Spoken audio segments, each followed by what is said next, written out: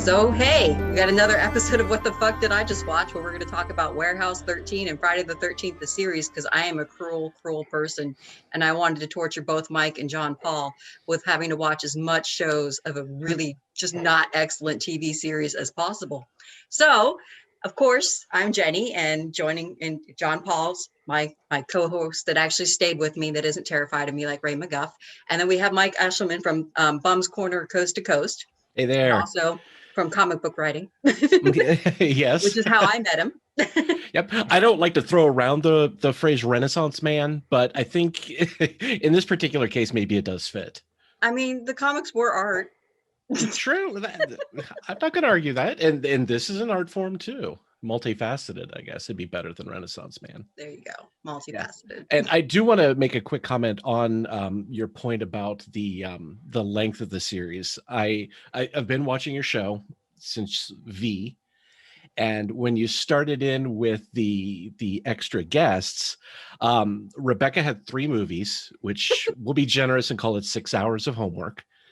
What was it? Pixie had 2 seasons of Storyteller, which is a 30-minute show. So there's 10, 15 hours. Your abbreviated list of episodes to watch for this was 42 hours. So, if you guys didn't want me on, you could have just said so instead of doing this weird hazing thing. You said you had nothing to do. Touche. You were bored in your pod. Right? I'll take that. And in the end, I capitulated and just said, you know what, watch some shows. It really doesn't matter. Yeah.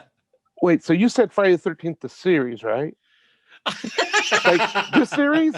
So let's talk about that, actually. So Friday the 13th, the TV series, Frank Mancuso Jr., correct me if I'm wrong, was the one behind that. And he was also behind Friday the 13th, the movie. And Correct. He was so successful with that when he made this series, which was originally going to be called The 13th Hour, he was like, fuck it, let's just capitalize on this Friday the 13th thing. I mean, 13th hour, Friday the 13th, it's fine. So most of us, well, at least me as a young kid, got suckered into watching it in the first place because we thought it was going to be some kind of series centered around like horror movies with Jason at like Camp Crystal Lake. And it wasn't. They lied. they lied to us. Had some little plan where they were maybe going to throw in one of the cursed artifacts as maybe going to be a hockey mask, but it never happened. So you never saw a tie-in to the movie ever. Right. And at least here in Columbus, since it was first run syndication, it was on like at 11:30 at night on Friday. So, this was a commitment to watch this show. So you were let down twice. You had to stay up late, and it had nothing to do with the movies at all. But I mean, it did grab me a little bit at first because it was kind of a unique concept in the sense that you had not just like an arc story, but like you had like this overarching story. So basically it was these 2 distantly related cousins inherit a curious goods shop, like a thrift store, basically a secondhand store from an uncle, Louis Vendredi, by the way. So his name was Friday, at least. So you had that. Who apparently had made a deal with Satan for immortality. And all he had to do was disperse these cursed objects out into the world, and he could live forever as long as he served Satan. And he decided he was not going to keep that deal. Like he just didn't want to serve Satan anymore. It wasn't because he cared about being evil or anything. And so he broke his deal. And so he died instantaneously at that point, and then continued to try to come back in a couple episodes where he was trying to come through a mirror, come through cursed objects himself to try to, cheat the devil, and never did successfully. And as far as I'm concerned, Chris Wiggins, who played Jack Marshak, with the old dude right here in the corner over here. There you go. He is what made the show worth it to me. I thought he was excellent. And as a kid, I was just fascinated. He was like a kooky grandpa in a good way, like he knew all this cool occult shit. And he had unwittingly been dispersing the cursed objects. And when he found out, he was like, oh shit, this needs to stop. So he comes, to talk to these 2 guys over here after they enter the shop. It's like, you can't sell this shit. You got to get it back, man. No, this is bad. No bueno, no bueno. Right. He showed up the day after they had this huge blowout sale of all the stuff in the shop to try and clear it out and, take it as inheritance. If he showed up a day earlier, this would have been a much shorter TV show. There's all in the vault. We're done. Right. Be like 2 weeks. Some of the stuff that had gotten out before. Right. Yeah. I mean, you're going to have the one-offs here and there, But if he had not dicked around for whatever he was doing for that one day, where they had this everything must go sidewalk sale of, Satan's remnants. One does wonder when the epiphany hit him. Like, was he was just suddenly out? It was like, shit, this stuff's evil. Right? So fire sale comes to mind, right? Right. Brimstone and fire sale. There you go. Which, to be fair, I don't know that I had cared. I'd be like, no, you know what? We sold it. Not my problem. Hey, Marshak, you want to take over the store and get your shit together? That's right. We'll sell the store to you. Here's the keys, brother. There'd be the shortest series ever with me in it. I'm like, nope. These aren't my flying monkeys. I don't feel like this is my responsibility at all. But go ahead. I was going to say, the pilot of this show, the very first episode is probably one of my favorite episodes in a lot of television, because it was eerie as fuck. And the little girl who wants her dolly. Yes. She could die in a fire. Fuck that little girl. she creeped me out. And then when we rewatched this, I realized that little girl's face looks familiar. It's bugging me. So I used the mighty, Google machine and got on IMDb. That's Sarah Pollock. Wow, really? Really? Yeah. That's Sarah Pollock. Yeah. From the remake of, oh my gosh, Dawn of the Dead. And a whole bunch of indie movies from the 90s. So I'm just like, I know this girl. I know her from somewhere. Yeah, So I it's didn't pretty even cool. catch it. I mean, so to be fair to this little girl in this series, at first you feel kind of sympathetic towards her because her stepmother's kind of like, a little harsh. Monster.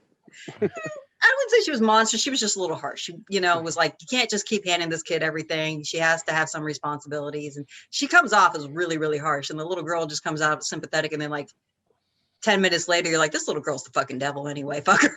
But her mom died. Right. Her mom died. So daddy was trying to make her feel better. You can only punch that ticket. But then when she's like, I'm going to kill the nanny, I'm going to kill the neighbors, I'm going to kill everybody. Right. Stop feeling sorry for the little girl. Yeah. All sympathies get swiped away when you're like, wow, maybe she's just a spoiled ass. And I mean, maybe. I don't know. To be honest, I did love this series when it was on the first time in the late 80s. I mean, it was a teenager. It was late Friday nights. And it was just that element of creepiness that you didn't get in regular TV. But I went back maybe 5 years ago to try and watch it again. And during the golden age of television, it's hard to watch shows from that era and respect them for what they were at the time. It just, the low production value, the cheesiness of it got to me. And it just was not the same experience that I remember being a teenager in the 80s. It does not hold up as well at all. At all. I mean, you just very little research done into a lot of stuff, and I mean, really, and I loved your topic, by the way, of Warehouse 13 and Friday the 13th, but you can see how little went into the plot. I mean, again, it was first run syndication. You caught this when you caught it. You could not have intricate stories spanning weeks on end. But you look at Warehouse 13 and there's so much into mythology and how things work. And in Friday the 13th, the series, it's just evil or demons, There's God and there's the devil, and right. There's no gray area. That's how it is. Let's just deal with it and move on. We'll throw in some witches with a little bit of wickedness, but then we'll have a group of druids that are all women, which, I mean, admittedly, I think is cool, but way off the mark. Right? So Mike, let me ask you this, since you lived in Columbus and in Ohio for your whole life, and you watched this on syndicated at the right time because they were showing it late on Friday night. See, I was living in Florida, and they showed this on Saturdays at 7:30 in the evening. No, and so it was one of those things. Well, no, it was one of those things where, though, I wanted to watch a lot of it, but my parents were like, this talks about Satan and this is devil. Yeah. Why are you guys watching this kind of stuff? So you had parents that paid attention. That's well, sort of. I had a mother who was like, I know you like Freddie, but Freddie's a comedian. This is talking about real stuff. I mean, my mom and I grew up Catholic, so it's like you're talking about the devil. And well, you were what, like 12 or 11 when this came out in '86? Is my math right? Okay, yeah, that's about right. I was 16, so that gap there is mammoth at that age. Yeah, exactly. But it's interesting because as I was doing more research, also a lot of these shows that were syndicated and everything, in some places they would put them on, you know, like when I watched it at like 7 or 8, and then in the right time to put it after 9 or 10, right, is the right time that you should be putting on these shows. I mean, and I think that's why a lot of these shows failed. The Freddy show, I mean, even the new version of The Outer Limits failed, because when it was syndicated, it was like, let's just throw whatever. Right.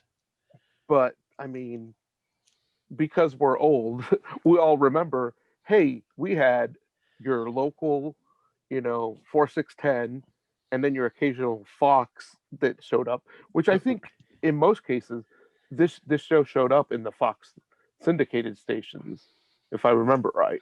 I honestly don't remember. That was a long time ago, man. I was 11. It's 11:30 at night. I got nothing. Yeah. Right. But when you say Fox, I always like flash to that one Married with Children episode where they say Fox viewing position, and you see them like grab coat hangers and line up with. I mean, that's what it was, right? Exactly. Yep. So, but let's go back to the show. Yes.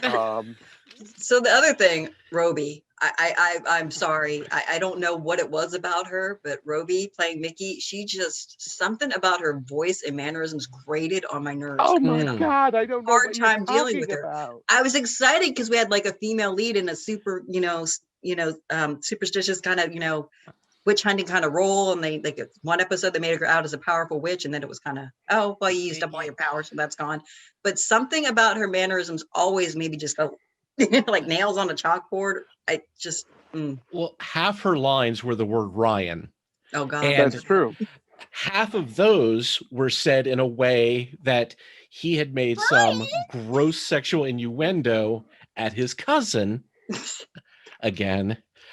And she was giving that Ryan, or she had broken a heel, which she wore to a haunted house. And she fell and was screaming his name to come save her. So, yeah, I totally get what you're saying. But she was painted into a corner from day one. And any actor that only uses half their name in the credits, I'm not going to trust you a lot to begin with. If you're not going to commit, I'm not going to commit. You know? Oh, come on. It was the 80s. You had Madonna, you had Cher, you had Roby, which I think she was a singer. So she was. I don't know that she was ever in anything besides this, acting-wise. I remember her in some movies, but it was just but honestly, even if you look at go to YouTube and pull up some of her interviews when she was on like late night and stuff, oh my gosh, does she think she's the hottest shit in the world?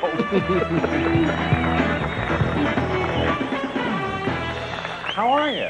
Great. I'm really happy to meet you. But I have to ask you, why just Roby? Why just Roby? Why just Roby? Because I had a rock band in New York where I wrote the music and I was the front person. So I just decided to use my name. And so that's your name? Yeah. Is it short for anything? Is there Roberta? Okay, all right. It's my last name. Oh, it's your last name. Yeah. Okay. Well, it's very unique. It's a bit like Cher or I know that Tina Turner wants to go by Tina.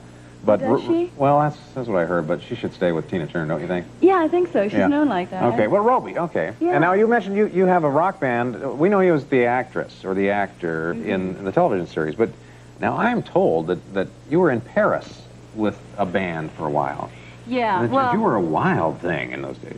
Excuse me, what? Well, isn't that right? Isn't that kind of right? Well, I had a band, a new wave band called Louise and the Creeps, a few years back. That's Louise right. and the Creeps. Yeah. Okay.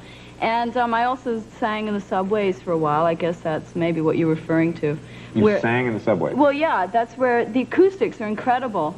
Places like Odeon where the trains stop and you change over and you have this big square space where everything is reverb. Okay. So you really learn about your voice that way. It's incredible. And it's not dangerous down there to be singing in the subway? Not really during the daytime. I guess not.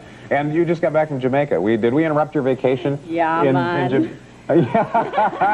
You liked it, It was huh? cool, man. Cool runnings, yeah. Cool runnings? Yeah, these women cooled out. Really? See, now you look like you're what? You know, if this happens to me when I get back from vacation, I'm just like this. You just don't feel like getting back to work. Is that how you feel? Well, sort of, except that I love to work. I love to work. So to come back, it's almost like a fantasy. How did you get into this Friday the 13th? These are movies that people get hurt. Well, it's not like the movies. This is a wonderful little show. It's really great TV. Everybody should watch it, all right? Really. So you're jazzed about this. All right. Frank Mancuso Jr., you know, he created this show that is really a super different little TV show. All I did was audition for it, you know. Did you scream in the audition? Did you? No. I just acted. I took a few chances. Probably undisciplined chances that worked, and it was great. Well, like what? What were some of the chances you took? Well, I remember at one point that I was supposed to be making a phone call, and I dropped to my knees and I started dialing, and I said, Mrs. Such and Such, are you in? Blah, blah, blah. Okay, well, listen, we think one of these objects is cursed.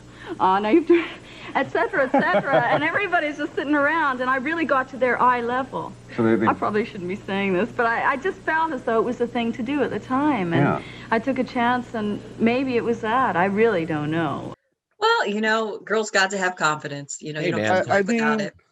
That's half you of get it stomped right there. on one way or the other, so go for it. Yeah, you know? but I mean, just a and like you said, Jean-Paul, the pilot was fun. It was a great little show, but she was a piece of shit. I mean, literally, she and her fiance were packing their car to go to their rehearsal dinner. And she's like, hey, man, this uncle I've never met has left me this store out of town. I'll see you later. Yeah, and peace just out. Booked. And didn't see him again for what, like 2 seasons? Like, oh, yeah, you. No, I think he showed back up periodically through season 1. Yeah, they made references to it. And no, he showed up and then like he did. dumped her and, you know, she was heartbroken because why didn't he want her anymore? You know, Shocker. And meanwhile, Ryan, the creepy cousin, was like, but I love you. Yeah. Yeah, I never understood John DeLemay's that. character, also kind of annoying. Like, really, Marshak was the only character annoying. that didn't grate on my fucking nerves. Yep. Because he fell in love with anything that didn't appear to have a dick. Like, any female that showed up on the show that was not 90. Right? Suddenly was in love with. They could be anything. They could be an Amish woman with a quilt. They could be a nurse who's like, you know, sacrificing people to the devil. It didn't matter. He fell in love with all. He was the Maynard G. Krebs of Friday the 13th, the series. So we're going to talk about the fact that Brian turns into a little boy because they wanted to boot him out of the show. No, he chose not to come back. It wasn't just they were booting him. He actually was done after season 2. On my research, I've read 3 different stories on why he didn't come back. Well, the ones that I read all said that he was done with it. Like that there was just too much going on with the cast and stuff, and he just what's hilarious is if you can find them, I think they're on YouTube. You can find bloopers, and you can tell that he fucked up his lines more than anybody else. Maybe he hated them as much as we did. I mean, maybe, but it was just one of those things where the ploy of, hey, let's write somebody off and then replace them with somebody else that's the same character, essentially. Right? Only slightly dumber, if possible. What cracked me up is they didn't recast like they did in a lot of like shows in the 80s. They just recast it. It's like, look at me, I'm somebody else. Hey, Johnny was a sympathetic character, you know? He was. I mean, yes. He was as thin as a piece of paper, and there was no depth to him whatsoever. But at least he had a dead dad. I mean, yeah. Then he resurrects randomly at one point. Yeah. With the cursed object, because what could go wrong there? Exactly. But it just cracks me up because I'm like, they turned Ryan into a little boy. What the fuck? Which I think those 2 episodes were like amongst the worst of the series. They were just like horrible. like this whole prophecy that made no damn sense about a nun who's going to die. Right. You know. Demons. You know. And Ryan ends up being Satan. possessed and killing everybody. And to save him, he gets turned back into a small child, which coincidentally, just earlier in that episode, his mom showed back up, who apparently had abandoned him when he was 8. Convenient. You have a mother now. Yep. By the way, the kid you abandoned, here's take 2. Right. Mom, you left because my brother died. It's like, what? I mean, they just wrote, the writing was just so When you terrible. think about writing off a character, you generally don't think going that route. So you got to give him props for originality. Hey, man, yeah. If you're going to go with style. I mean, like, let's just do true. something completely off the fucking rails. You know? But here's what's crazy. Okay, so he hated being on a TV show called Friday the 13th, right? So he wanted off, or whatever the story may be. Yeah. He shows up in Friday the 13th, the final chapter, Right. the Friday the 13th movie, with this man. My understanding is he was not proud of his decision. So I'm just thinking, I think he was what? happy with a paycheck, but not proud of his decision. Right. I mean, are we calling him a whore? I think he's a whore. I mean, bitch got to get paid. Come on. Yep. I guess. It just Times kind of were was lean. bonkers. I mean, well, let's before we move on, what was you guys, aside from the pilot, what was your other memorable episode? I wouldn't even say favorite, I'd just say memorable. Okay. The one that messed with me the most, because I didn't understand if they were transphobic, women hating, just I don't know what the fuck was going on in their minds when they wrote this, was Mesmer's Bauble. Did you guys watch this one? Yes, with Yes. Vanity. Yeah, I don't know what they were doing, but basically what happens is you have this poor little geek boy who's ugly and like obsessed over this singer, and he gets in the way of a robbery of a pawn shop and ends up snagging this necklace that's called Mesmer's Bauble that basically grants your wish by sort of hypnotizing everybody else around you. I don't know. It's Right. kind of weird.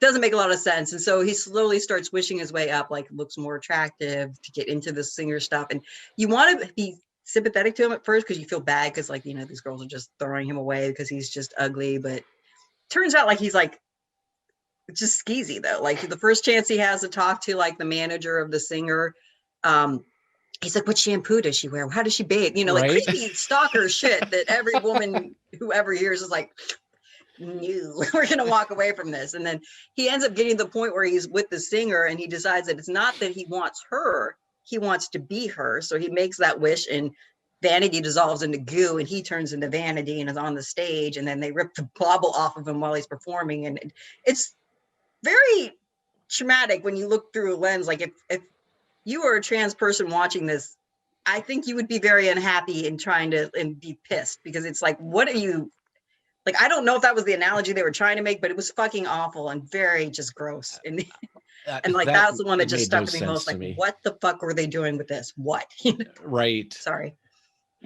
And yeah, I mean, I almost picked that as my, you know, very special episode, just because it was so wrong on so many levels. The magic imbued in the bauble kept changing. The rules were not set in stone. And you know, when they showed him working at the little music shop, everybody thought he was this repulsive monster, and he just had acne. You know, it's a little oily. I mean, you don't need to murder all these people, dude. Just get some Clearasil and wait until your 20s. Yeah, you'll be okay. It's going to be all right. But I did respect the wall of vanity that he had, like right in his living room too. He's not hiding this in a little shrine in his closet. This shit is above his fireplace. You know? Like, I'm obsessed with her, and I don't care who knows it. You know, the UPS guy, the mailman, anybody that comes to the door, if she ever vanishes, that's the first place they're going to look. So, but what was your episode, since, you know, I stole Mesmer's Bauble from you? I went with the Poison Pen.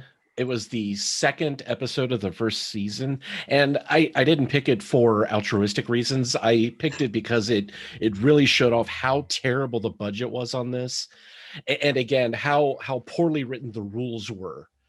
So what it was this magic pen where if somebody wrote down somebody's name and then says like died by fire, that person would catch on fire. So they turn it around on the guy that had the pen. He was a bishop or something in this little monastery, and he was supposed to die by guillotine, but he wasn't on the guillotine. So the blade is sort of like following him around and flying about the room. And it was terrible. But besides how awful it was, I think this had the most cringy, I want to see my cousin naked moments out of all of the episodes. Like they had to share a room in the monastery because, what is her name? Mickey was pretending to be a monk. So they're like, well, you two monks can bunk. And, like, and it was just so wrong that there are so many, well, the shower's down there and we're almost out of hot water. Wink, wink. It's your cousin, bro, and I think, Jenny, you might have mentioned in one of the emails we had back and forth that they were cousins by marriage. Anytime you have to stick that disclaimer in there, it's still... You've lost the argument, It's like saying, well, it's your step sibling. I don't care. It's still a sibling. Walk away, man. There is no prepositional phrase that makes that makes it okay. So that was my pick, just because it was so shitty and so creepy. John Paul? The Cupid's quiver. oh God. So bad. It was probably one of the worst episodes out of all of these, aside season 3's season premiere. It's just the way they played this off, similar to the Vanity, where the guy, just because he's got an oily, weird face. But I felt like the writers took in a majority of the episodes, if there was any kind of weird looking off hair or whatever. Yeah, because they did that to a girl too. Was it Vanity's Mirror? Yeah, she's kind of acting young, and same thing with her. They just said that's what we're going to just ruin people with, and I'm just like, and rules. There was no rules. Well, because if you're not attractive and you're picked on, then if you're suddenly attractive, what are you going to do? You're going to turn into a terrible fucking person and just like go on a murderous rampage. I mean, fair. In the Thank God 90s, I've never become attractive. You'll all be dead. in the 90s, they made She's All That, where they hide how terrible looking they are. Right. But Cupid's quiver, I mean, oh my gosh. And the fact that he's carrying around a 2-foot statue into bars, it's like, do you want to dance? How about now? Right. Nothing suspicious here. Right. I mean, just walk along. And my favorite also scene with the cop, when the cop goes, I heard there was stuff stolen, and it looks like that. Right. I'll let it pass right now. It's cool. It's cool. What's that? Nothing. It's just a memento. Well, the boys over at the Delta Lambda Guy House said something just like that had been stolen. Yo, come on now. It must have been something looked like that. No, they described something like this exactly. Ugly little face, bow and arrows. I'm afraid I'm going to have to take this from you until I can verify it. Officer. That. Someone took it from us. It was ours to begin with. Look, officer, it's a very long and complicated story. I'm sure it is, and I wish I had time to hear it. No, wait a minute. What are you going to do with it? I'm going to take it down to security until I can check it out. If you're telling the truth, you can pick it up in the morning. If not, just be glad I'm a nice guy and letting you get off without any questions. Good evening, officer. Well. Doing any more bird watching lately? Of course. I need the extra credit. Looks like you found our missing Cupid. This does belong to you, boys. It sure does. We bought it at the swap meet. I can't tell you how much we appreciate you finding this. Forget it. It's all part of my job. Stay out of trouble, okay? It's a promise. Similar coincidence. It's like the cops running around my driveway looking around for the person that ran the opposite direction the other night. Like, yeah, that way. Yeah, not my backyard, that way. Right. So I mean that one just comes to mind of just like, what are they thinking? There was one more, I can't remember the name of it. Did you see the one with the dog leash where he basically transfers his dog into his ex-wife? Yeah. That one was what? Almost made me throw up. It was so disgusting. I mean, because it was one of those ones where there was not there's any happy ending on it, but like he succeeds, he goes to jail, and like the last scene of it, there's his ex-wife, who's actually the dog, bringing him a newspaper and slippers to jail. It was like the sickest fucking shit I've seen in a while. Jenny, it was a different time, okay? Too bad a woman can't be more like your dog. For evil lurks in the most innocent objects. Space of dreams. Unleashing a curse that feeds on death. Making my dreams come true. Transforming a man's best friend into a woman's worst nightmare. I know her flesh is under your skin. On an all-new episode of Friday the 13th, the series. Next week, you'll howl with fright. No. You have to watch it through the lens of the 80s to truly understand it. I don't think that makes it better. Cousins by marriage. I did almost say read my lips.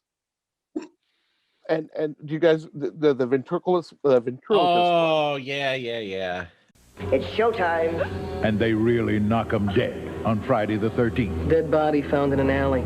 This is one dummy with a mind of his own. Don't we have something better to do? A mind for murder. This is more than a coincidence. He's a tough act to follow if you survive. What are you so scared of? Just a wooden dummy. Terror comes to life. And you can't hide on Friday the 13th, the series. Next week, take a stab at fear. Another one, very misogynistic. Like, the whole time. I mean, and I'll tell you, it wasn't just I can't even say it because I don't want to say it. I got it. Yeah. I mean, it just said, I'm going to beat you over the head with this point. Mm-hmm. And it did it several times where it was just like, okay, stop now. Just stop. And what's crazy is at first when I rewatched it, I was like, oh, I wonder if this is like the one Twilight Zone episode where the ventriloquist is actually like a hand of the guy's twin brother. From the Crypt. Yeah. Mm-hmm. And I'm like, nope, it's worse than this. It's just worse. So, and again, rules, they have no rules in this show. Anything that they could write and throw at the wall and be like, oh, okay, that's fixed. Let's go with that. Yep. Yet somehow they couldn't make a cursed hockey mask or machete. Makes no fucking sense. Licensing. I'm just saying. I did like the not so overt racism too, and the character of Rashid. You know, the guy they'd bring in once in a while to help out when the magic was too strong. Yeah. And in the first episode he was in, they said, oh, he's Egyptian and he's really good at casting spells. But, you know, your viewer can't remember that he's Egyptian. So he had this terrible, heavy accent. And every scene he was in had a fucking fez on, like a grinder monkey. You know, you never saw him without it. So you can't say, oh, that's the fifth character in this show. That must be that guy. No, you have to point out he's the Egyptian that can perform magic. Yeah. Pounding you on the head with it. So they did have a nice anti-racism episode. Was it Tune Into Hate? I think it was. With yes, with the 50 cent, the radio in the car. In the Chevy, yeah. Yeah. And I kind of liked that ending, how basically he gets burned at the stake. Coming up on Friday the 13th, the series. A crime committed 3 decades ago. Killing them won't get rid of the anger that's inside of you. And a father's stubborn, vicious hatred passes on to his oldest son. No! Now, a race against time to prevent it from happening again. Ray! How can you help Daddy? He's dead! Not where I'm going, he ain't. Time travel back to a frightening future on Friday the 13th, the series. Terror comes in black and white next week. Basically, this one that's a white guy whose dad got the chair, I believe it was, for killing a black guy in a lynching back in the late 50s. And it's weird because he wasn't born yet when it happened. So this is one of the questions about it. So how did he end up being so hateful in the first place? Because his older brother wasn't, his mother wasn't. So it must have just been that this guy was an asshole. Evil. Again, rules. Just asshole to begin with. But this radio, rules. if you put blood on it, it transports you back in time. So he gets transported back in time, and he's trying to save his dad from getting the chair for getting arrested for lynching this black guy. And he ends up joining the KKK. And in the end, the rest of the KKK thinks he's the one that narked on the dad to let him know. So while they're lynching the black guy, they're also burning him. So it was just like, I'm my not own the best grandfather. anti-racist message, but at least it was like, well, that's what you get. Yep.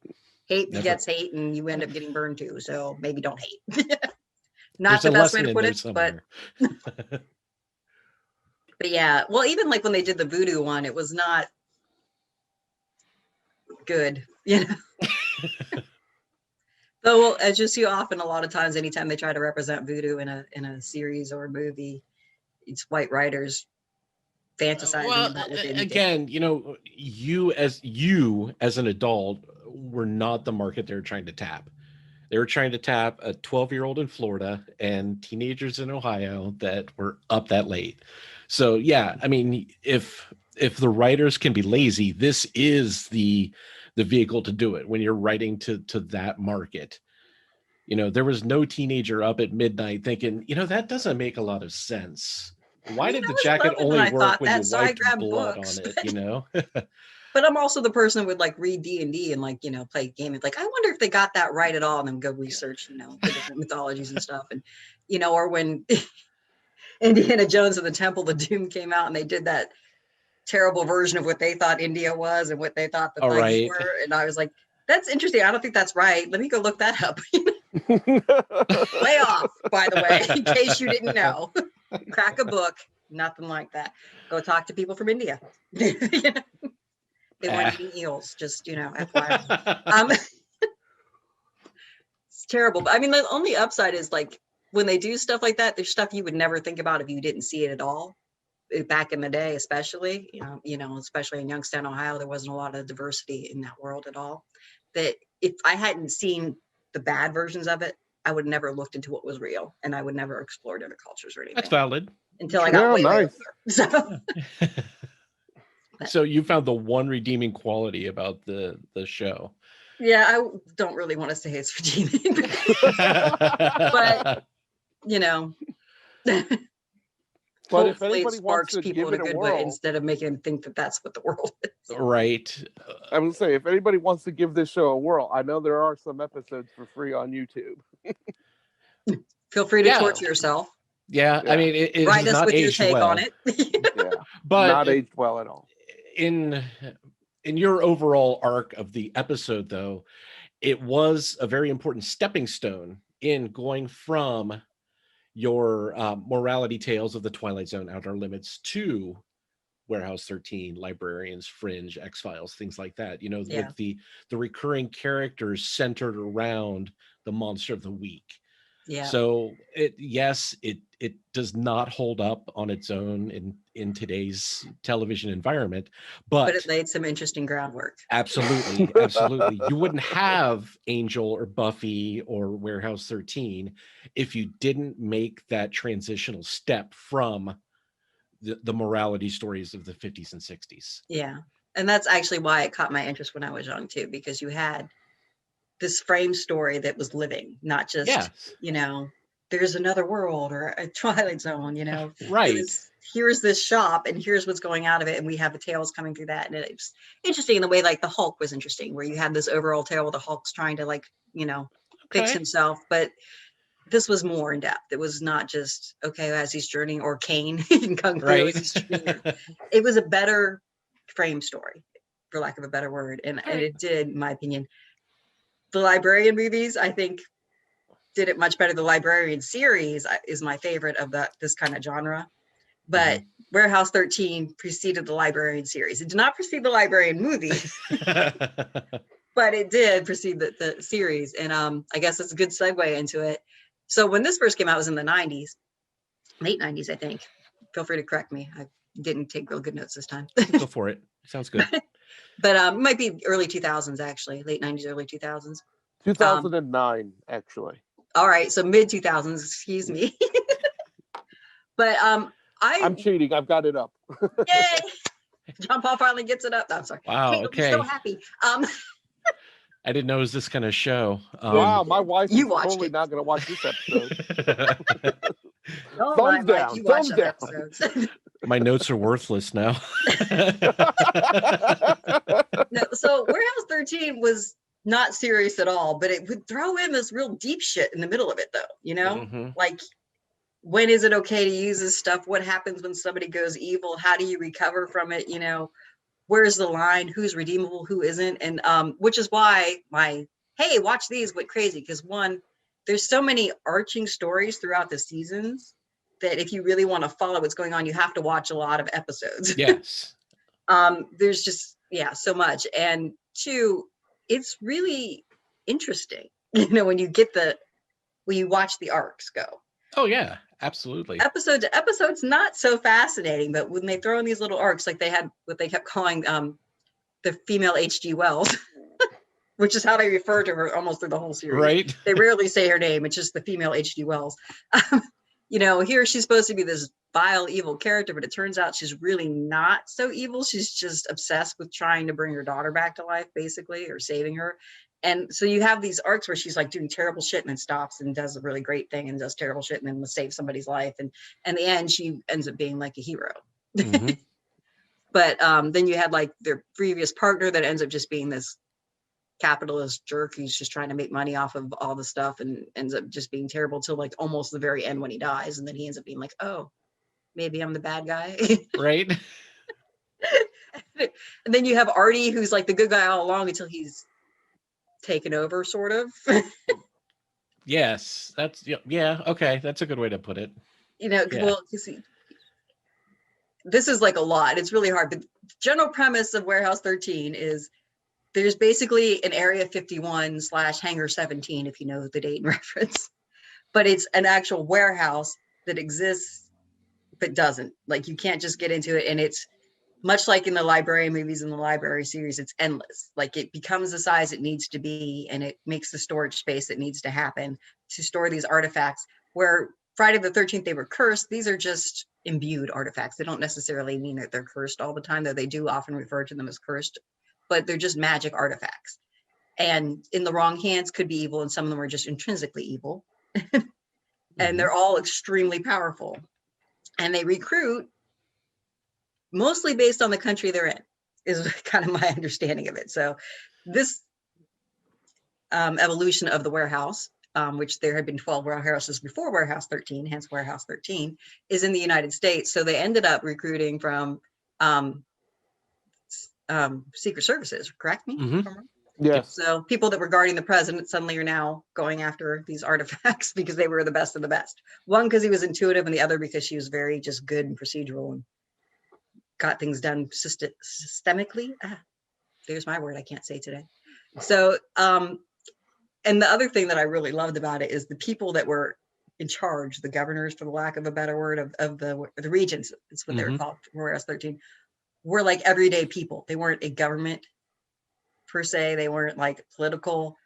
And there's this wonderful episode where basically Artie's sitting in a restaurant with his regent for Warehouse 13, and he's just sitting there. They're about to have some pie. They're talking about things that happen and whether or not things should be going forward. I forgot exactly what triggered this one because there was, like I said, a lot going on in these episodes. And I watched all 4 seasons and they kind of blended together in my head.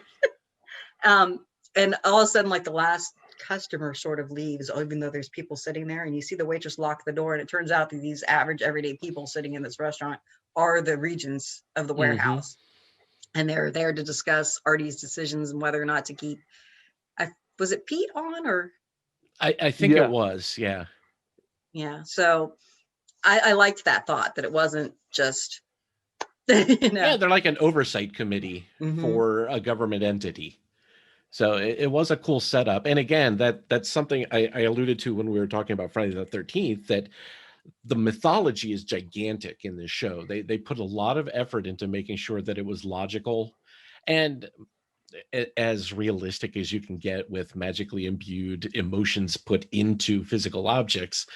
There were a lot of real world references that made the items logical, I guess. Yeah. So yeah, having you didn't just meet the agents and the Artie you met the people in charge of him, and then the people in charge of Mrs. Fredericks too. Mm-hmm. Which CCH Pounder, by the way, is just a favorite actress of mine. She is just such a presence in anything. She can play like a role where she's on screen for 3 seconds, and you'll remember her more than anybody else. Yep. She's just so present and so real and so just, like, man, like if I ran into that woman, I'd probably just drop to my knees and salute because she just feels powerful. You know what I mean? Just like, yes, ma'am. Right? I mean, I'm usually pretty obstinate, but she's like, could you go do this? I'd be like, yes. Yeah, yes, absolutely, ma'am. What else would you like? Oh, she was phenomenal. And again, that's just the way she carries herself, her voice, her inflection. She is Amanda Waller in every single character that she plays. Yes. And I love her for that. When we were watching this, I wanted to shit on something. So I looked up her IMDb list, and there's not a bad role that she's done. She's fantastic in everything she touches. Yeah. Even in shitty movies. You're just like, but CCH Pounder played this part. It was fucking awesome. You got 2 stars and it's all because of her. Which kind of, I mean, maybe it's the racism of Hollywood, but you wonder why she's not bigger. Like, I bet you several people have no idea who she is, but look her up, watch anything she's in, you'll enjoy it. Mm-hmm. Or at least the part she's in. Yep. Yeah. Well, also, I forgot the guy's name. I'm sure one of you pick him up, but he was one of the Regents, but he also shows up in the Leverage series, and he also shows up in Lucifer. I know who you're talking about, but I can't remember his name. That does bring up a point, though. What I saw recurring throughout all the seasons were how many cameos were in this of actors that were in other series. I mean, you had 4 or 5 different characters that were in the Star Trek series. You had Lindsay Wagner, Mark Shepard, Anthony Stewart Head, James Marster. Obviously, Anthony Michael Hall was in like an entire season as the bad guy. And ironically, Lindy Booth, who played Cassandra in the Librarians TV show, was in an episode of this too. So they tip their hat to the science fiction history behind them as well. And I thought that was very respectful of the genre. Mark Shepard, that's the guy's name I was thinking of. Yes. Yeah. Sorry. No. Actually, Saul Rubinek, who plays Artie, shows up in Leverage as well. He was like, I think the premiere, wasn't it? He was the bad guy. He shows back up. Yep. So you have this crossover happening. And plus, was it Eureka? Was that the other show on Sci-Fi at the same time where they did a couple crossovers with the characters too? So yes, it was well done. I liked it. Like one of the characters that ended up in Eureka got introduced in Warehouse 13, and then you had the little tech guy from Eureka who kept, what was it, Harriet Beecher's tea set or something like that. That he ended up making into a virtual reality game, which just was a bad plan. Right. But that was one of my favorite episodes. It was cheesy and corny as hell, but that was just hilarious because it's just like you could just see this being the problem with gamer boys, right? Right. Just I loved everything about it. The cast was fantastic. The storylines were fun, and it was lighthearted, I guess. It wasn't necessarily funny all the time, but it was more charismatic than something like a Fringe or an X-Files. That was a lot darker throughout the course of the series. This was fun. It was just a joy to watch. Yeah. Well, and then it kind of hit you harder when they had those dark moments, like when a character ends up. Oh yeah, absolutely.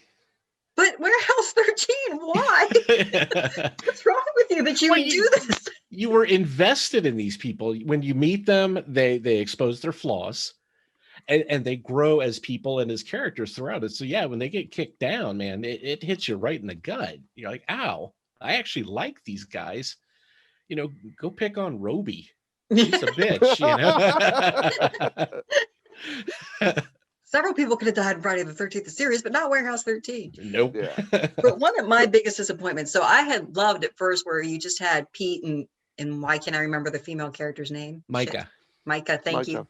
We're friends. Like when they started out, they're like, yeah, we're not into each other. And it was like, there was no weird tension for the most part. They might end up in episode 2, like there was a little, but it was never like, do they, don't they, do they? They were just like, no, we're Right. friends. They had separate, love interests outside of it. They were supportive of each other's love interests. In fact, in one episode, they switched bodies and they helped out each other's relationships. Yes. Which I thought was awesome. And then they ended the whole series with them, oh, no, we're truly in love with each other. Not like I love my friends kind of way, but no, we're really romantically in love with each other. I'm like, dude, can't we just have something? I mean, really, men and women can be friends and not have some weird resentment or friend zone issues about it. There's just friends. It's okay to do that. That felt forced. Yeah. At the end, because they went through so much effort to create this brotherly, sisterly relationship between the two of them, and then to just completely unwind that at the end. I don't know. I didn't see any of those characters needing that happy ending. I mean, they were both pretty independent. Micah got over her father issues throughout the series and was her own person by the end of it. She didn't necessarily need Pete to make her whole or complete or whatever it is. Pete had gotten over his mommy issues. So. Yep. Ironically, yeah. And they had thriving relationships for the most part outside of it a little, I mean, it's just not needed. And then I also felt that it was kind of forced with was Aaron Ashmore's character. They decided he was gay. And I think you could have got a gay actor then, Oh, Jinx. Yeah. Agent Jinx.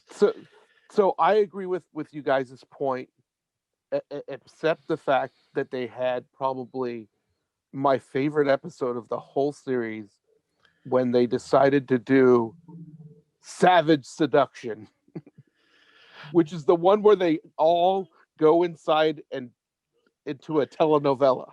Oh God, that was hilarious. That was a mess. That was towards the end of the series too. So exactly, yeah. And that's when a lot of those revelations came out, because when Jinx in that episode they split his body into two. Yes. One of his alter egos is a gay man. I thought that was somewhere else where they split. No. Well, no, he was gay the whole time. It just he came out in the earlier episode. Yeah, but I meant when they did that full reveal of here's this. No, yeah, like his personality split into two bodies. One was a super queen one, and the other one was just like gay, capital G gay. Yeah, was the no, because that happened at a frat house. I don't think it was the telenovela one. No, that was the same episode. That was the same episode. Oh, but he wasn't in the novella. He wasn't in the. Okay. That's right. He was not. But it's the same episode, and that's also when they did the love interest, because at the end of that episode, I forget the character's name who was pregnant at the time, and they made a good joke in the telenovela. It was Pete's ex-girlfriend. I forgot her name too. Yeah, and she was like, "Oh, it's because you love your partner," and it was like, what?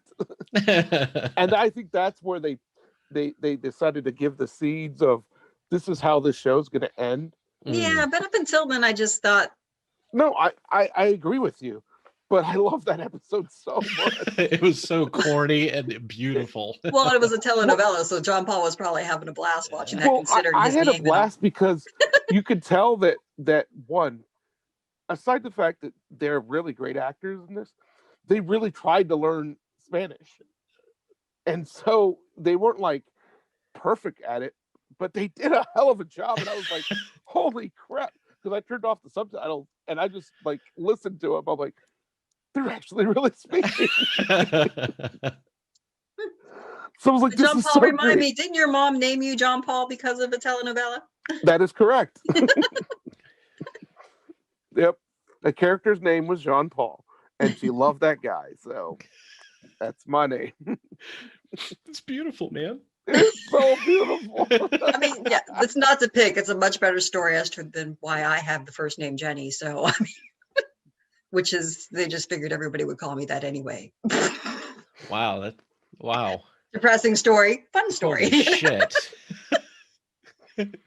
Wow. But I feel terrible now. I'm sorry. That's awful. I cry about it at night, but it's all right. Rewatching this show, I realized something though. The very first season, I think they were trying to be a serious show with sprinkled a little humor. And then as it progressed, they just went, let's add more. And then, the last season, you get the telenovela episode. Well, and this is during that time frame too, where sci-fi was canceling shit on a whim. So your writers are always writing as if this is your last season. So, and that's where that craziness comes in. I mean, yeah, you're given your season 1. That's an easy one. Season 2, probably. But after that, you might as well just go all in with the weirdness and the craziness, you know, because you have no idea when it's going to end. See, I kind of thought it was the opposite way. I kind of thought that it was meant to be funny and they started sprinkling seriousness into it. You know? Because if you think about it, around that time, sci-fi was experimenting with a lot of different series. And like, you know, Farscape was working pretty well and it was more light and then it got darker, you know? Mm-hmm. And then you had like Invisible Man and the first wave and stuff that was kind of darker but didn't last. So I kind of thought Warehouse 13 was their not Muppet version of Farscape, for lack of a better way of looking at it. And they were trying to keep it light, and then they just kept getting darker and darker. And then they get light, and then dark and light. You know. See, I thought it was sort of like the anti-X-Files, where you have the same setup, but it's not all conspiracy theories and darkness and doom and gloom. You know, yes, this whole thing is a conspiracy theory. It's a living, breathing warehouse out in the middle of the desert. But hey, you know, that's no reason we can't have fun with it. Was that one episode where they got super drunk and she had like Marilyn Monroe's hairbrush and they froze Jinx's character? Oh, yes. And the whole thing was that they were trying to remember and they knew that they would be able to figure out the clues because no matter what they did, they wouldn't sleep together. Right. So that was the linchpin. So the first question is, why are we naked in bed together? Yes. This can't be right. And then so let's work backwards from there. Yeah, it was so fun. And you brought it up too. They had the body swap. But they didn't just have a body swap. Micah got drunk beforehand. And when they swap, Pete, who's a recovering alcoholic, jumps into her inebriated body. It's not something that's explored in all of these other shows that look at that. Like, wow, that's kind of deep. You know, was Pete, was he technically drunk? Or was he just riding around in a Micah-shaped vehicle that happened to be inebriated? Right. And how does that affect him when he goes back into his own body? Exactly. Drank it so long? Right. Yeah. Yeah, so I thought that was fun. And yeah, and again, you know, whenever you have those body swap, you can tell actors work together a lot because they pick up the mannerisms and the, you know, the dialects and how they walk and everything. But that one was fun too, because at the very end of that, they started like switching really fast too. Like they had to solve, was it like break a statue or something stupid like that to get it to stop or put the statue in the bag. But they kept swapping bodies every minute. So no matter what they were doing, they knew I got to keep an eye on this other person because I'm going to be over on that side of the room here in a couple seconds and we still need to reach our goal. So I thought that was a lot of fun. Yeah. John Paul, did you have a favorite episode or anyone that jumped out at you besides the telenovela one? I mean, obviously. Like I said, I absolutely love the telenovela one. It was just so perfect the way they played it.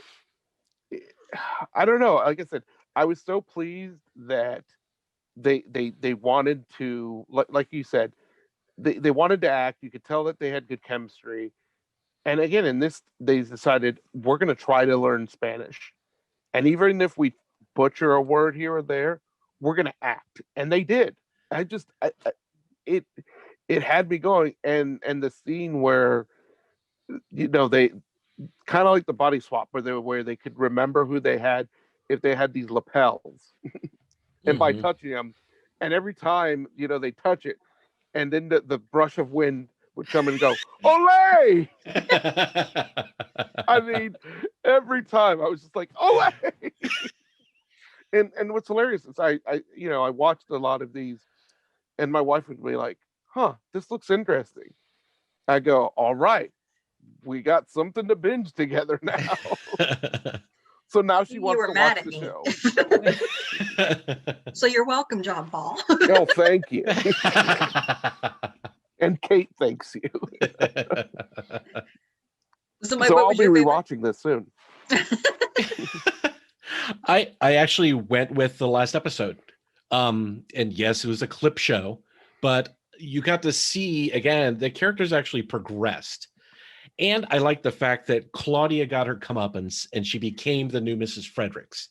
You know, she she had it rough throughout the entire show. You know, she kind of lost her brother in another dimension, and then she got him back and he moved away, and Jinx died on her, but then came back.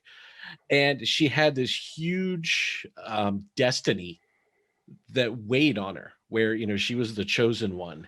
So it was nice that she was able to grow as a person and mature. I mean, she was super young when this started too, but that they allowed her to get to that point before she took on the mantle. So it was kind of cool to see her in the future being the Mrs. Fredericks of whatever, Warehouse 18 or whatever it was. I thought that was very, very cool.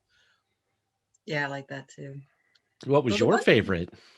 I can't remember the name of it, but it was when Artie, so just to give a little context, at one point, many people in the warehouse were going to be crushed in Warehouse 13. So Artie steals an artifact and uses it to reset the timeline, basically.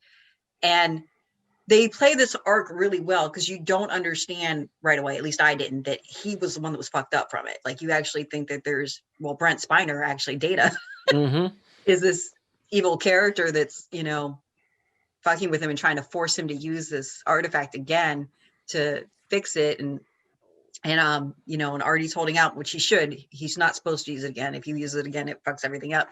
But it's like so slowly revealed that it actually is Artie being fucking nuts from having reset this timeline and how it affects them. And it's really dark. Yeah, this whole timeline is really dark when you need this arc. And you don't get it right away until when it really flashed home for me was the episode where Pete had that skin tattoo that he got off his ex-wife. And like, he's calling Artie for help, and Artie's like, stick it on something else. And like, you know, or cut it off. And the tattoo moves and he's about to die. And like, so basically him and Micah have to figure it out. In the last second, he basically figures it out. And if you leave the skin tattoo on you, it basically makes you emulate. You just catch fire from the inside and explode. I just thought it was really well played because it wasn't until he's like running around, not even caring that somebody's going to die. I mean, he's focused on the task where he's trying to save the warehouse in his own mind and stop the evil monk from, you know, finding the artifact and, you know, resetting everything. But still, you're like, this is not right for Artie. Artie would not just be like, I'm busy, you know? Right. And I just thought it was so well played. Saul Rubinek just did an amazing job. I mean, he just is so goofy throughout of it that you're just like, wow. I mean, and it just gets really dark.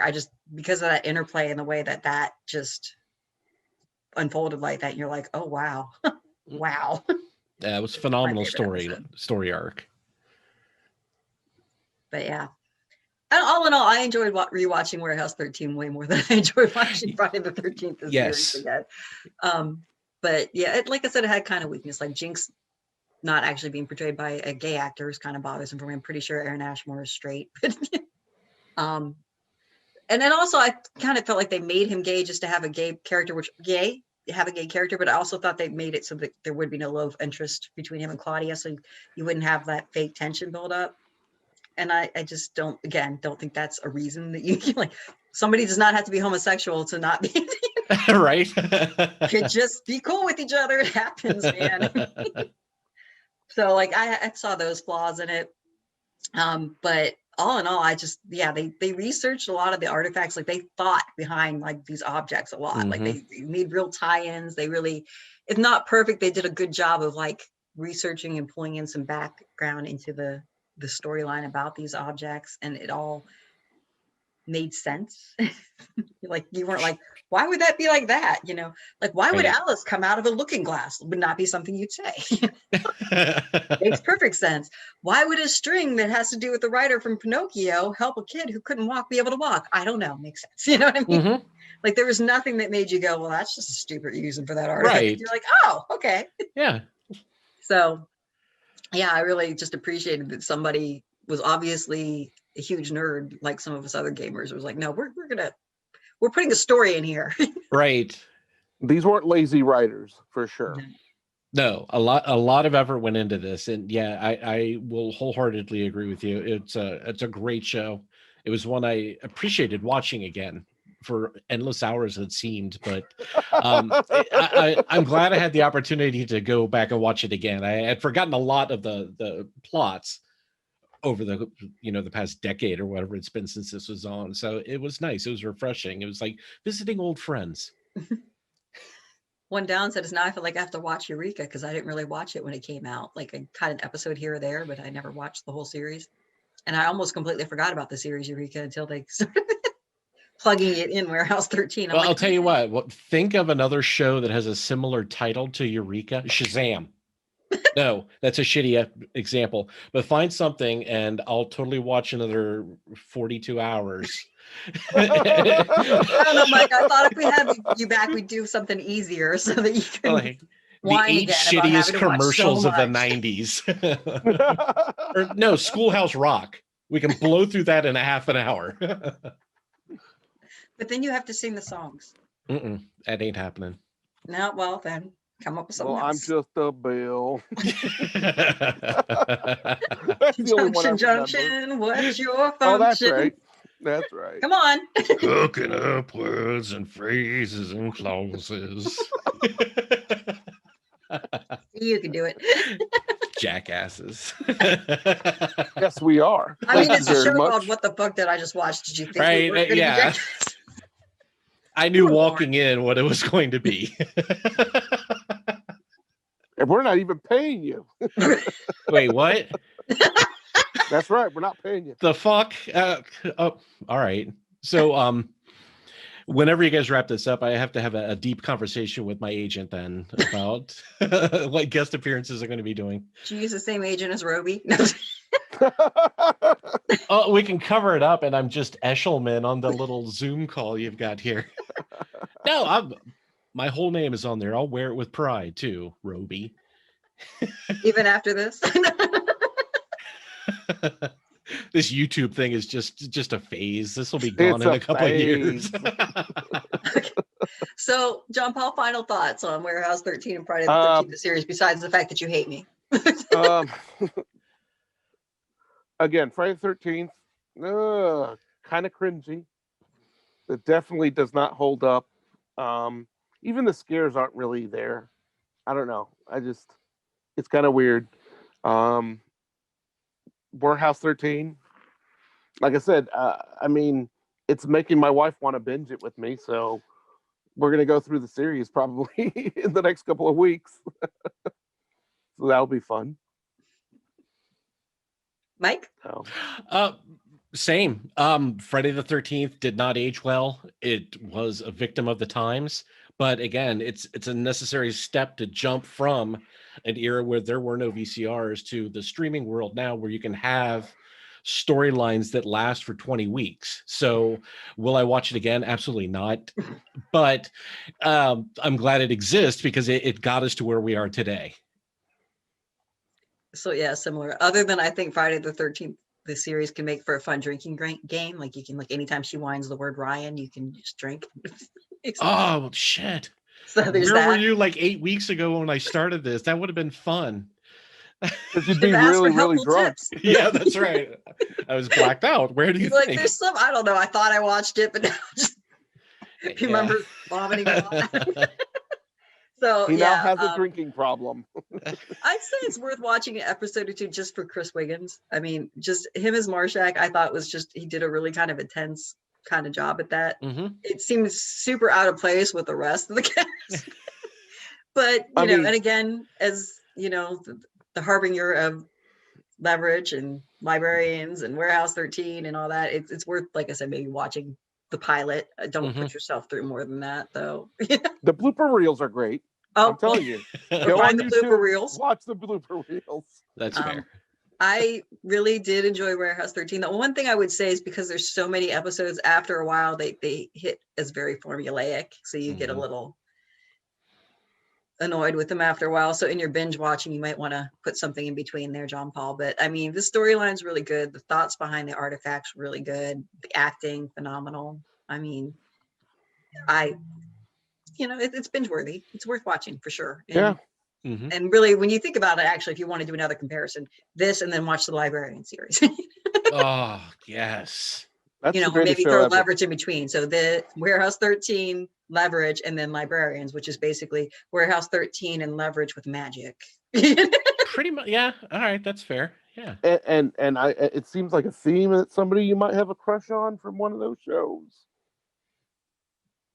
I don't know. Didn't they have some crossover actors from that show? From Leverage into Librarians, or from Librarians and Warehouse 13? The Leverage and the Librarians. Yes, Christian Kane, which is there you go. I love watching him fight. I'm not gonna lie. I was gonna say, I know you have a crush on him. Watching him fight, I'm like, oh, that's nice. Can watch this some more. Beat some more people up, Christian. Thank you. I knew you had a crush on him.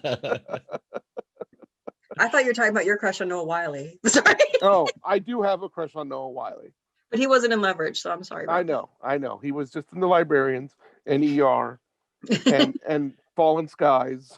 He was just in ER. You say that like it's just a blip on his career. I know. It made his career. I mean, what's hilarious is, not to get into ER, because I do love that show, but the fact that when he leaves and then comes back, the ratings just go back up. Right. And the show ends with him. It's not about George Clooney. It's not about anybody else. It really is about Noah Wiley, if you watch all of ER. No, I won't watch all of ER. I watched a few episodes. It was nice, but not enough to make me want to watch the whole fucking thing. No, I think when the same doctor got hit by a fucking helicopter twice is when I checked out. Now, did they decapitate him and then reattach the head and put him back, or no? Just his arm. He got his arm cut off, and then it was either a robot arm or his same arm. But then, like a season later, he got hit by another helicopter. I'm like, you know what? I'm done. This is enough for me. Bring back Noah Wiley, and I'll stop in. He kind of deserved it.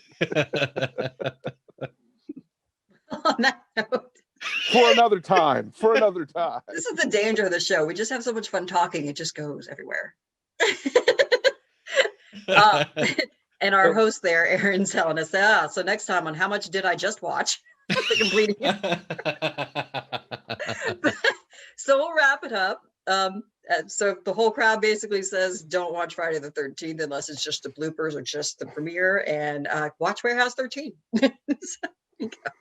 But I'm Jenny Morrow. You can catch me dancing sometimes with Sacred Shimmy online. We got John Paul Mantillo, who's also Schlockfest. And you're doing something else new too, right? We have very special episodes that we like to just throw in for fun on a very special episode. Basically, me and right now it's going to be Randy or any other guest that I can wrangle up. I take a career of director, actor, and we do a deep dive under IMDb to see if they're really worth the praise that they get. We did Matthew McConaughey, and he's got 70 credits to his IMDb in terms of movie, and out of that, we would say 25 are actually worth a damn. Wow. It's crazy. It started with me torturing Randy with his love affair of John Cusack, and he has 110 and a total of 20 that are actually worth a damn. Let me know when you do Danny Trejo. There we go. That's going to take like 9 hours. It's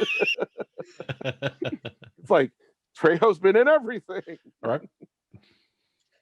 Let's not forget Mike from Bum's Corner Coast to Coast. And remind me of your comic book line. Are you still selling them, or do you? Just in the real world, I took everything offline. But yeah, I occasionally write comic books too for fun and very little profit. But yeah, check out our show. If I can plug, can I plug? Yes, please. You plug away. My other podcast is Bum's Corner Coast to Coast, where a friend from high school and I get together and we drink and we make fun of people's bad life choices on the AP Newswire. Are mostly Florida man on there?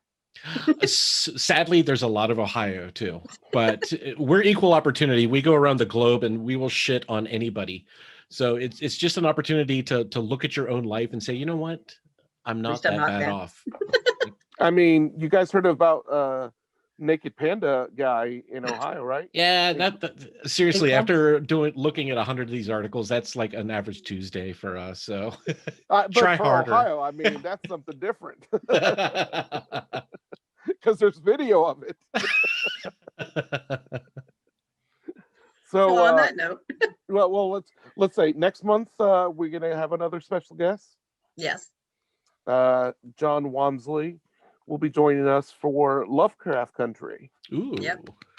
And John is the unique person that's not actually originally an acquaintance of mine. He actually comes through the whole zombie takeover TV world. Because apparently John Paul has no friends that want to be on the show once I scared Randy off. And I apparently have a few friends who like talking. Wait, you're not my friend, Jenny? Well, just me. Mike, you're my new best friend. Dude, your couch looks super comfy. I will totally be your best friend forever. Look, it goes like this, and it goes like this. I'm down. Well, again, so we're still looking for more guests. So if you want to be tortured on this podcast, reach out, message, tell us why you want to be on it. Like maybe you're bored, maybe you feel like you need to be punished for something you did. I don't know. It's not that kinky though, so don't expect much out of that. Jenny, we'll punish you with hours and hours of television. Yeah. Find the worst TV show possible and make you watch 5 seasons of it. I mean, that's the kind of punishment you'll get. Thanks for tuning in. Sorry that you did, but we're happy that you did too. And feel free to watch those. Have a great night. One town's very like another when your head's down over your pieces, brother. It's really such a pity to be looking at the world, not looking at the city. What do you mean? You've seen one crowded, polluted, stinking town. Get tired, you're talking to a tourist whose every move's among the purest. I get my kicks above the waistline, sunshine. One night in Bangkok makes a hard man humble.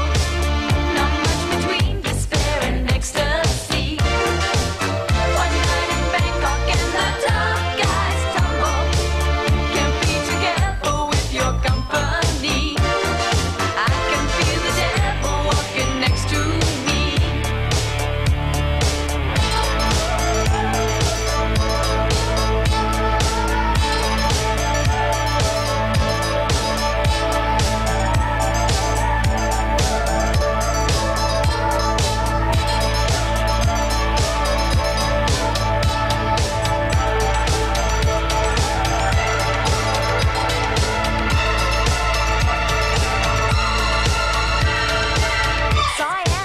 Be the witness to the ultimate test of cerebral fitness.